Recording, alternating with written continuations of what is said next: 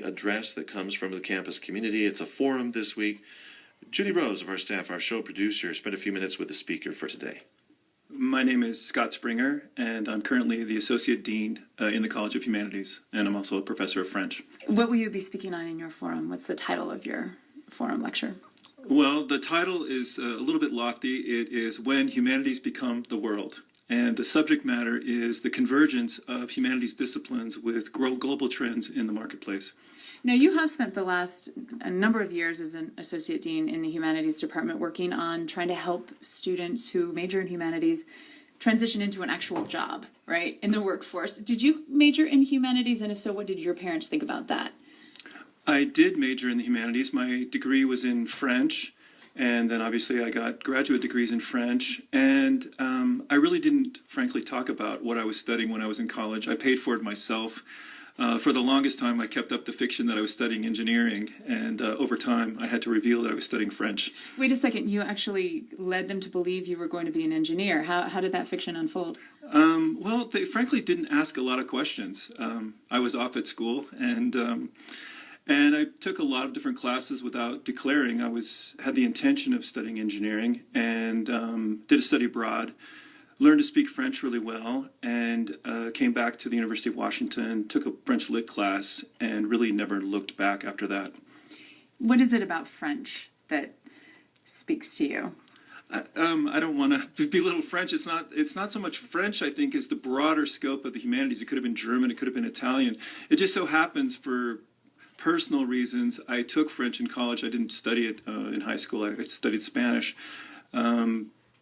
So I studied French in college, and just kind of a random choice, really. I mean, that sounds horrible, but it was kind of a random choice.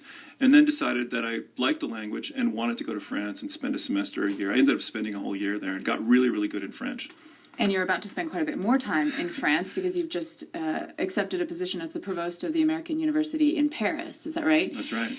What is that like? Is that the job you always aspired to?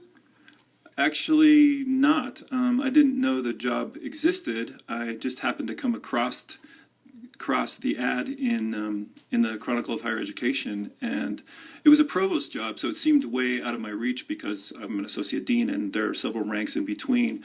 But the job description actually corresponded to many of the experiences I've had at BYU as an associate dean. So I just sent off a letter to see what would happen, and lo and behold, after an arduous interviewing process, I got the job. And then once I got the job, it was really a matter of making the decision. You're leaving very soon. It's for the beginning of this school year, this coming up school year, that you'll be the provost. What do you envision your life will be like in France as the provost of a university? I think it's going to be really hard, frankly. It's a small university, and they're undergoing a lot of changes. And my responsibilities are many, and there are a lot of problems to resolve. So I'm guessing for the first 2 or 3 years, it's going to be a very steep learning curve. It's going to be a lot of hard work.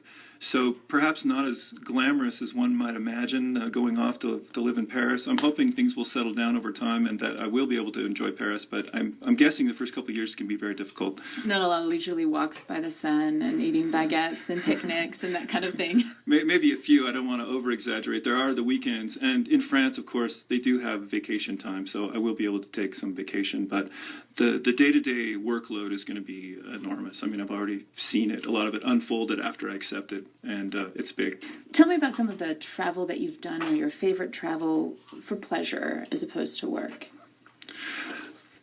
Well, as Associate Dean, one of my responsibilities is to oversee the international internship programs. So I've had the opportunity to visit some of those programs and also study abroad programs all over the world, in China, in Jordan, in Europe. And I have to say, I love France. I know France best, but I really fell in love hard for Italy when I visited Siena. I was able to spend a few days there, and I rented a bicycle. I'm a cyclist, and was able to cycle in the Chianti region, and it was absolutely stunning and memorable. And what is the one thing you think you'll miss about Brigham Young University in Provo, Utah? Frankly, the thing, I've been thinking about this, obviously, as soon as I made the decision to leave, I immediately started feeling nostalgic and sad, even though I'm still here. I think the thing that is most stunning about BYU and the thing that I'll miss is the students. I've taught, or I had taught, at several different places before I came to BYU, and I think the BYU students are unique for a number of different reasons that I'm actually going to talk about. You can hear his talk today at 11 a.m. Mountain Time when Scott Sprenger gives the weekly campus forum address. Sprenger is an associate dean in the College of Humanities. He's been on our air on a number of occasions here on BYU Radio. He's a great advocate for the utility and the marketability of a degree in the humanities. He's going to be leaving BYU at the end of the summer for a position as provost of the American University of Paris. This is The Morning Show on BYU Radio.